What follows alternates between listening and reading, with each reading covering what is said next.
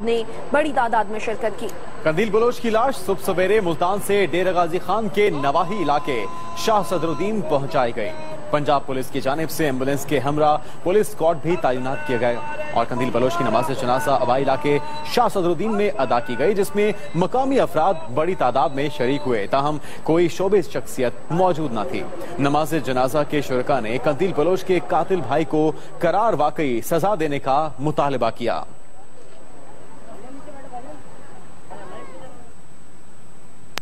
قندیل بلوچ کی نماز جنازہ کے بعد تدفین کر دی گئی ہے۔ اس پر مزید تفصیلات کیا ہیں جانیں گے اپنے نمائندے حامد چودھری سے۔ حامد چودھری بتائے گا تدفین کا عمل بھی مکمل ہو چکا؟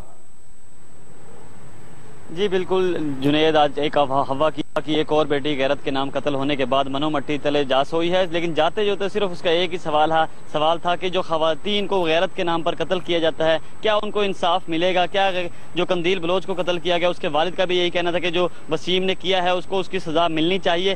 آج جو ہے قندیل بلوچ منو مٹی تلے جا سوئی ہے۔ صبح سویرے جو ہے اس کی میت جو ہے ملتان کے نشتر اسپتال سے پہلے مظفر گڑھ، اس کے بعد جو ہے ڈی جی خان لائی گئی، جہاں جو ہے اس کے آبائی علاقے شاہ صدر الدین میں جو ہے اس کی نماز جنازہ ادا کی گئی، جبکہ قاری محمد موسیٰ ہیں جنہوں نے نماز جنازہ ادا کروائی، کیونکہ اہل علاقہ کی بڑی تعداد نے جو ہے نماز جنازہ میں شرکت کی، جس کے بعد جو ان کے آبائی قبرستان شاہ صدر الدین میں ہی ان کی تدفین کر دی گئی، جس میں جو ہے اہل علاقہ کی بڑی تعداد نے شرکت کی، جبکہ ان کے عزیز و اقارب بھی بڑی تعداد میں پہنچے۔ جیسے ہی ان کی میت جو ہے آبائی علاقے شاہ صدر الدین لائی گئی تو ان کے گھر میں کوہرام مچ گیا، ہر آنکھ اشکبار تھی، کیونکہ اگر